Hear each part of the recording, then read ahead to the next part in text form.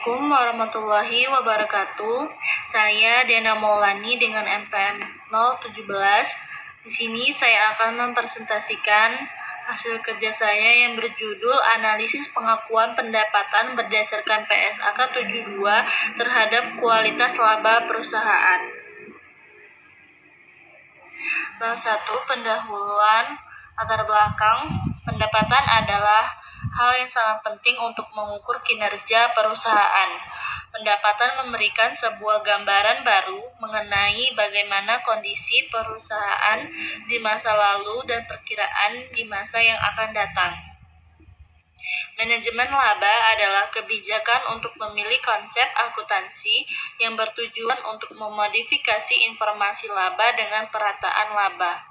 Pengaruh manajemen laba cenderung menghasilkan informasi yang tidak seimbang, yang dapat menyebabkan pengambilan keputusan keuangan yang tidak akurat bagi pengguna laporan. Pada dasarnya, PSAK 72 mengidentifikasi kontak dengan pelanggan, menentukan harga transaksi, mengalokasikan harga transaksi terhadap kewajiban pelaksanaan, dan mengakui pendapatan setelah entitas menyelesaikan kewajiban pelaksanaan. Selanjutnya, rumusan masalah. Berdasarkan latar belakang yang telah dijelaskan, maka rumusan masalah yang disajikan dalam penelitian ini adalah bagaimana pengaruh penerapan PSAK 72 terkait pengakuan pendapatan terhadap kualitas laba. Selanjutnya, tujuan penelitian mengetahui dampak penerapan PSAK 72 terkait pengakuan pendapatan terhadap kualitas laba. Selanjutnya, manfaat penelitian. Manfaat bagi penulis yaitu menjadi masukan untuk menambah pengetahuan terbaru, yang mana penelitian ini membandingkan prosedur pengakuan pengukuran pendapatan yang ada di perusahaan dengan PSAK 72. Bab 2, tinjauan pustaka. Grand teori. Yang pertama, teori akuntansi. Akuntansi adalah proses transaksi yang dibuktikan dengan faktur, lalu dari transaksi dibuat jurnal, buku besar, neraca lajur, kemudian akan menghasilkan informasi dalam bentuk laporan keuangan yang digunakan pihak-pihak tertentu. 2. Teori agensi. Teori agensi menyatakan bahwa kegiatan bisnis suatu perusahaan melibatkan dua pihak, yaitu manajer sebagai agen dan investor sebagai prinsipal. Teori agensi mendasari pentingnya pelaporan laba yang berkualitas oleh manajemen kepada pemilik perusahaan. Ketiga, teori pengakuan pendapatan. Pengakuan pendapatan tidak harus menunggu sampai kas diterima. Pendapatan dikatakan telah direalisasi jika barang atau jasa telah ditukarkan dan dapat direalisasi jika aktiva yang diterima dapat segera dikonversi menjadi kas. Kajian teori. Yang pertama, pengertian pendapatan.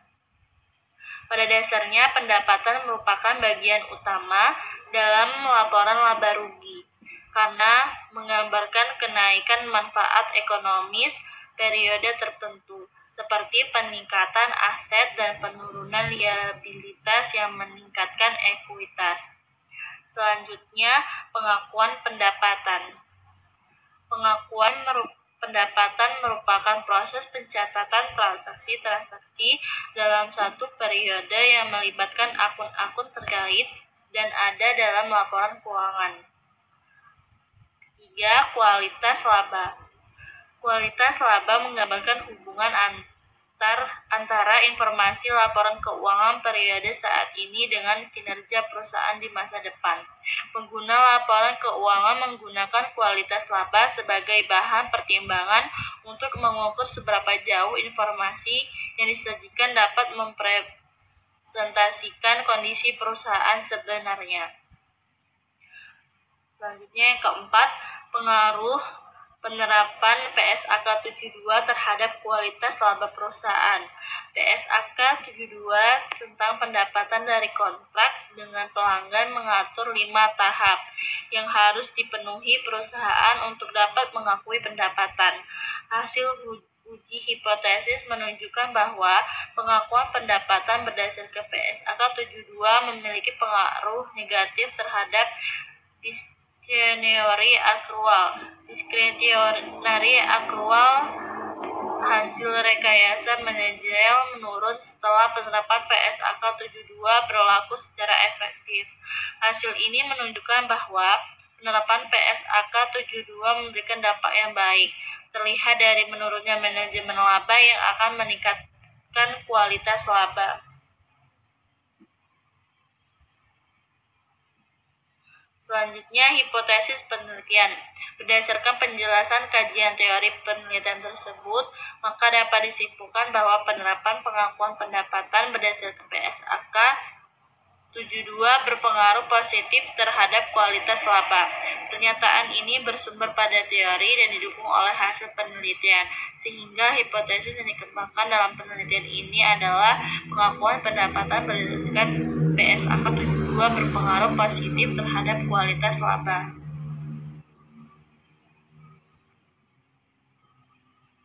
Selanjutnya bab 3, metode penelitian.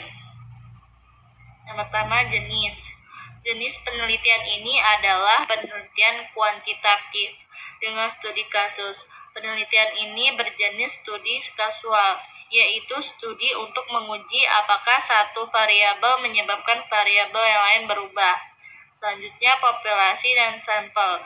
Populasi dalam penelitian ini adalah perusahaan properti dan konstruksi bangunan yang terdaftar di Bursa Efek Indonesia dengan periode pengamatan 2018 sampai 2020. Dalam menentukan sampel yang akan digunakan, penelitian ini menggunakan teknik non-probability sampling, tepatnya dengan teknik purposive sampling yang menentukan sampel secara terbatas pada spesifikasi tertentu. Selanjutnya, literatur review. Penelitian literatur review merupakan penelitian yang mengkaji atau meninjau secara kritis dari suatu penelitian yang sedang dilakukan terhadap suatu topik khusus yang merupakan bagian dari bidang keilmuan. Berdasarkan hasil dari penelitian tersebut, maka dapat disimpulkan bahwa penelitian tersebut menggunakan literatur review.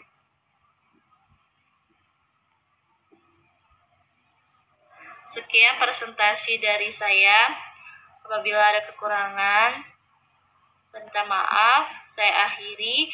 Wassalamualaikum warahmatullahi wabarakatuh.